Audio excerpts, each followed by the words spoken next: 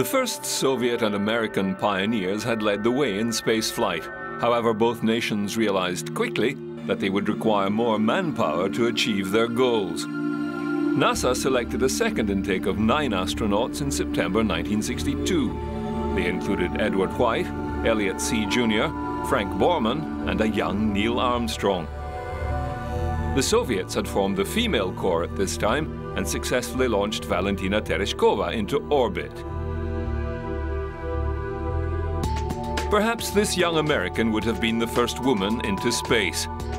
NASA training and selection staff who were vetting the Mercury 7 had also secretly begun vetting female applicants in another private facility. 24 applicants, all of whom were skilled pilots, were put through the same testing regime as the men. Jerry Cobb ranked in the top 2% of both male and female groups. 12 other women passed the stringent testing, but NASA wanted only test pilots, rejecting the female applicants. Jerry, who was a well-known pilot of her time, was offered an administrative position with NASA that lasted only 3 years. Cobb moved to South America and began humanitarian work, flying aid and medical supplies to indigenous peoples. She has since won many awards and accolades for her work, including the Amelia Earhart Medal. The Soviets picked another 15 cosmonauts for training, and NASA's Group 3 selection in October 1963 included Buzz Aldrin and Michael Collins. All but 4 of these Group 3 astronauts would survive training to fly Apollo missions. Theodore Cordy Freeman was not one. A test pilot and captain in the US Air Force, he had logged more than 2,400 flight hours in jet aircraft. Like all the other astronauts, Freeman flew the Talon T-38 jet aircraft as part of his training. On 31st October 1964, whilst flying the Talon, Freeman hit a goose. The bird smashed through his canopy and debris was sucked into the aircraft's engine, causing a flameout. Freeman managed to eject from the jet, but was too close to the ground for his parachute to function. He was to become the first American astronaut to die whilst in training. Unknown at the time, however, was that the Soviet Union had also suffered the death of a cosmonaut in training. Valentin Bondarenko had perished in a simulator fire 3 years earlier. Like the Nedelin launchpad disaster, these were kept secret from the West for many years. Space travel would prove to be a harsh vocation. America's 2-man spacecraft, the Gemini, was ready. With it, a new launch booster, the Titan II missile. The Titan II ICBM had come into existence as the United States' primary intercontinental ballistic missile. It was a 2-stage rocket utilizing kerosene and dinitrogen tetroxide fuels. This allowed for the missile to be stored underground in a silo, fully fueled and able to be launched from that silo, unlike the previous Atlas. 31.4 meters tall and with a diameter of 3.05 meters, as a weapon it carried the Mark 6 re-entry nose cone with a W-53 nuclear warhead, capable of a 9 megaton yield, the largest ever fielded by the United States. After modification and some refit, the Titan II was sent aloft with Gemini 1 on April 8, 1964. The unmanned Gemini was a test version only. Packed with instruments to study the new design, it did not even separate from the second stage booster. The mission lasted 3 orbits, although the craft remained in orbit for 4 days before it was deliberately destroyed on re-entry. Gemini 2 was also an unmanned test craft, this time to study the heat shield and re-entry of the Gemini design. Launched January 19, 1965, after a previous launch failure in December, the craft flew a suborbital flight across the Atlantic, reaching an altitude of 171.2 kilometers. Although it looked like an upscaled Mercury capsule, the Gemini was a very sophisticated flying machine. It had 3 major sections. The rearmost compartment contained oxygen tanks, pumps, communications equipment, propellant for attitude thrusters, drinking water and a battery power supply. Later flights would house the new fuel cell device to generate electricity from oxygen and hydrogen. Prior to deorbit, this section is jettisoned, exposing the midsection with the retro thrusters. These would slow the craft and drop it from orbit. The section is then jettisoned to expose the heat shield on the main craft. The Gemini was designed and developed by Canadian Jim Chamberlain, an aircraft engineer. The spacecraft was capable of making major changes to its orbit and altitude. It had a complete maneuvering system with onboard computer control. It was also designed to dock with an Agena docking target. It incorporated 2 hatches, one for each astronaut. The design also incorporated ejection seats. In case of a launch abort, the astronauts would eject individually and parachute down. One other innovation which was tested but eventually dropped was the paraglider. Designed to allow for a controlled descent, the glider would deploy after re-entry and the pilot would glide the craft to a ground landing. In the end, a standard parachute and water recovery was used. With the Soviets quietly developing their next generation of spacecraft, Gemini was ready to take center stage. It was time for America to put a man back into space.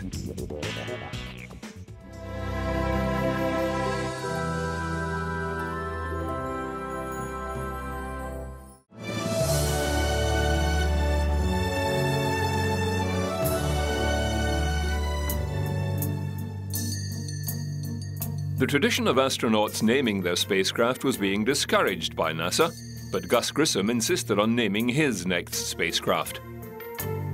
Having lost his first one, called the Liberty Bell, to the ocean depths, Grissom named his Gemini Molly Brown. It was taken from a Broadway musical of the time, The Unsinkable Molly Brown. NASA were hesitant. His second choice of the Titanic clinched the deal.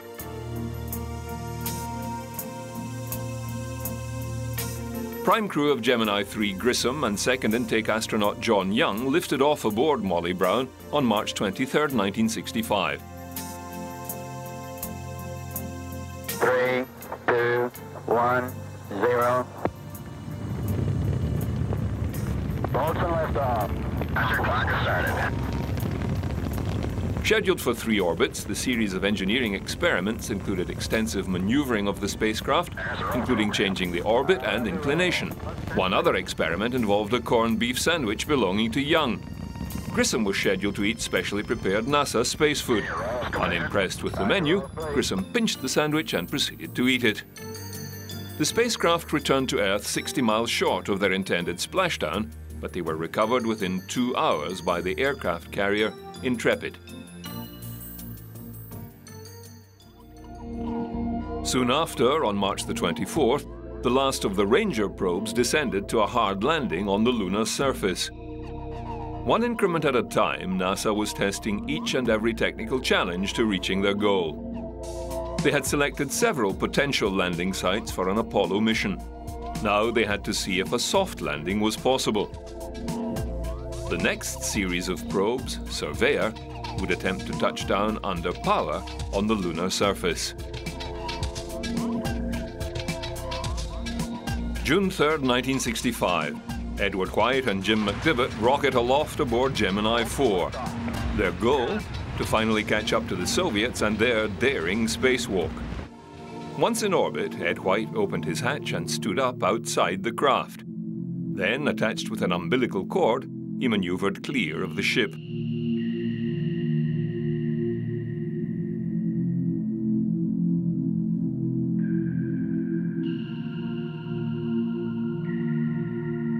White tested a small handheld maneuvering unit and broke Leonov's record by 11 minutes. Gemini 4 completed 62 orbits. This moment, caught in full color, is arguably the point where the United States finally eclipsed the Soviet manned program and, with the rest of the Gemini project, began to pull ahead.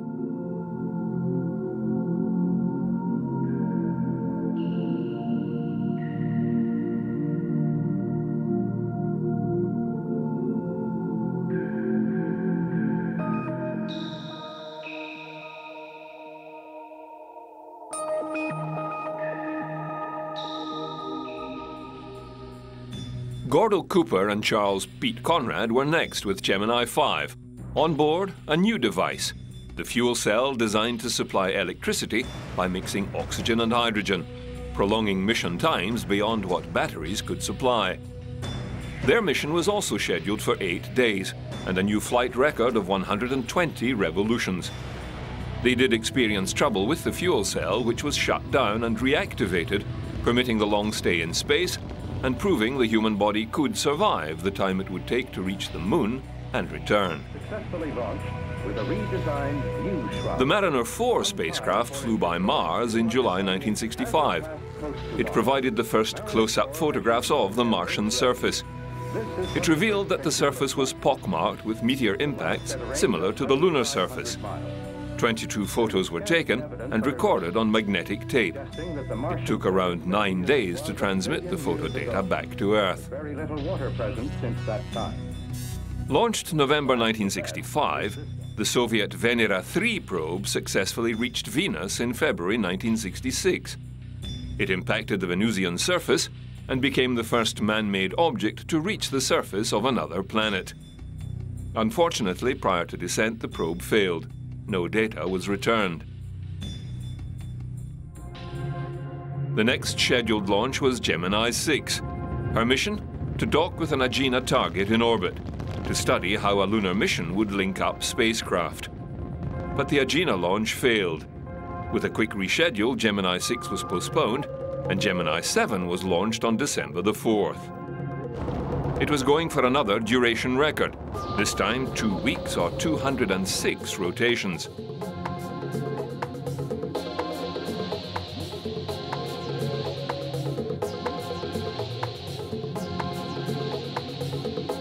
Gemini 6 attempted another launch.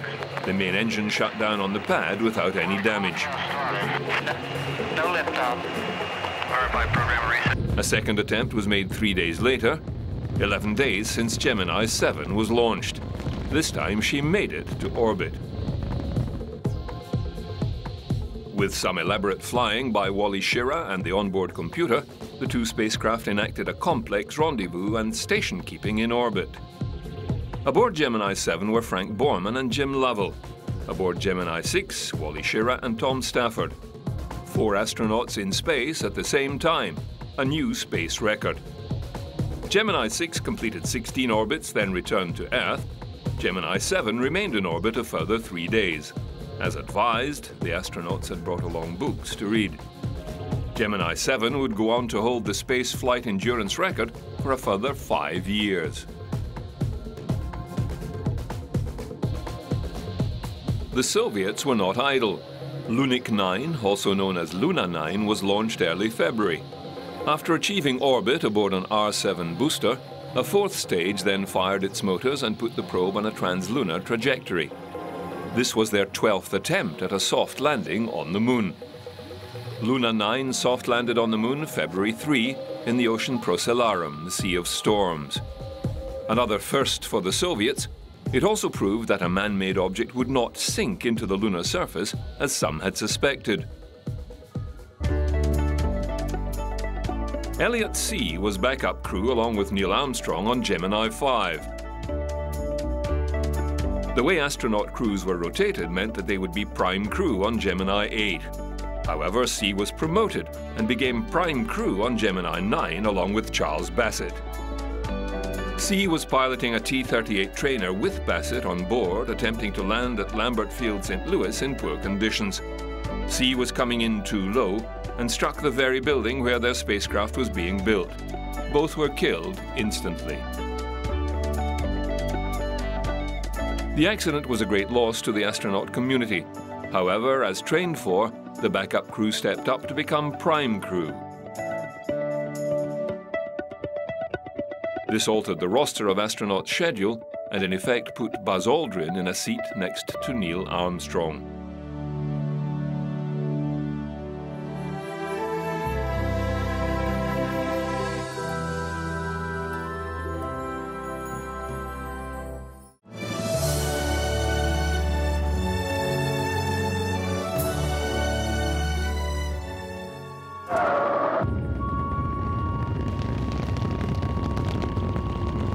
Still yet to achieve a hard dock in space, Gemini 8 was sent aloft on 16th March. Commanded by the first civilian astronaut, Neil Armstrong, the launch went as planned, as too the Agena target rocket less than 2 hours earlier. The Agena worked properly this time, placing itself in a circular orbit some 300 kilometers high and orientated itself for a docking maneuver. Gemini made several burns to modify her orbit and bring her within 330 kilometers of the Agena, where they made radar contact and closed in. At 104 kilometers, they made visual contact and placed the computer on automatic. They closed in and inspected the Agena for any damage. Then Armstrong took the Gemini in and made a hard docking with the Agena. Next, Scott was to make an EVA to the Agena, but events quickly turned a success into an emergency. The two connected craft began to spin. Armstrong made corrections, but the spin returned. Ground control suspected the Agena at fault and ordered it shut down. The spin continued out of control. Armstrong radioed to Houston that they had a serious problem. Gemini's fuel was dropping as well. They made the decision to undock, but once detached, it was found the Gemini was at fault and continued to spin out of control. Unknown at the time was that a maneuvering thruster had jammed open and was consuming their fuel at an alarming rate.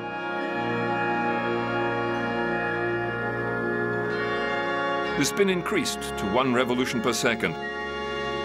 Only moments before the crew would have blacked out, Armstrong took manual control and made an emergency decision. He shut down the automatic thruster system and engaged the RCS, or re-entry control system, to bring the violent spinning under control. Mission rules dictated that if the RCS was used for any reason, the flight must be aborted. Gemini 8 made an emergency landing with 2 very lucky astronauts.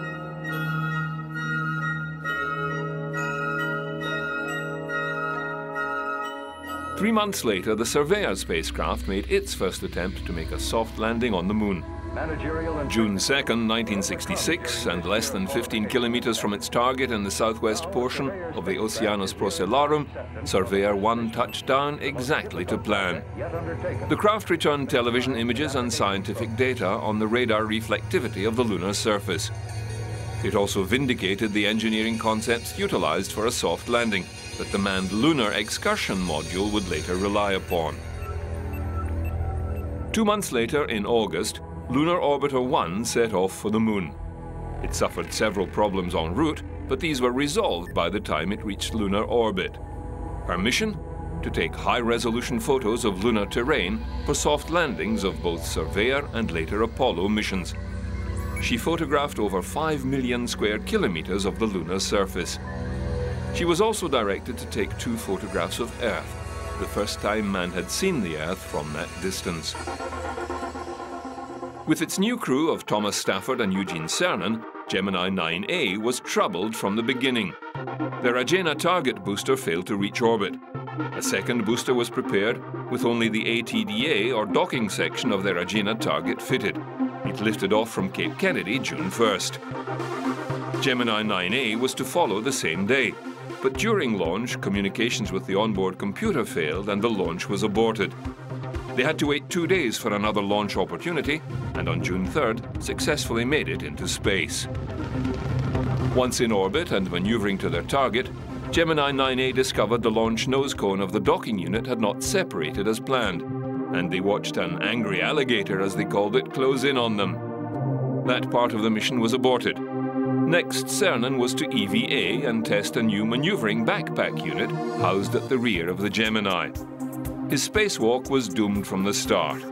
His visor fogged up, his air-cooled spacesuit overheated with the exertion, not enough thought had been put into exterior handholds and the difficulty of moving about in free fall. Cernan had to abort the exercise and return to his seat. Even then, they had trouble resealing the hatch. Later spacesuits would be liquid-cooled, and a more realistic EVA schedule plotted. Gemini 9A made 47 orbits, then returned to Earth. In comparison, Gemini 10 worked like a charm. Their Agena booster functioned flawlessly. Michael Collins and John Young docked with the craft after giving a fuel-consuming chase in low orbit. They then fired the Agena rocket motor and ascended to an orbit of 763 kilometers, the highest a human had ever traveled, and they achieved this whilst flying backwards, or eyeballs out as they called it, and not particularly comfortable. There they circularized their orbit and slept for 8 hours. Their first EVA was simply to open the hatch and stand up in their seats and take photographs. Their onboard experiment studied radiation levels at that altitude, along with radiation flux and energy flux detectors. Once they undocked from their Agena booster, Gemini 10 maneuvered away and went in search of Gemini 8's Agena target. They found it and closed into a 3-meter rendezvous with the booster. In all, Gemini 10 made 43 orbits of the Earth and splashed down only 5 kilometers from target.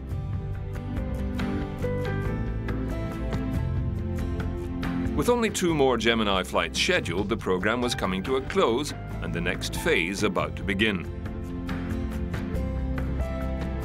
With work on the 3-man Apollo spacecraft and lunar lander proceeding well, tests on the new booster, the Saturn 1B and the mighty Saturn V, were proceeding.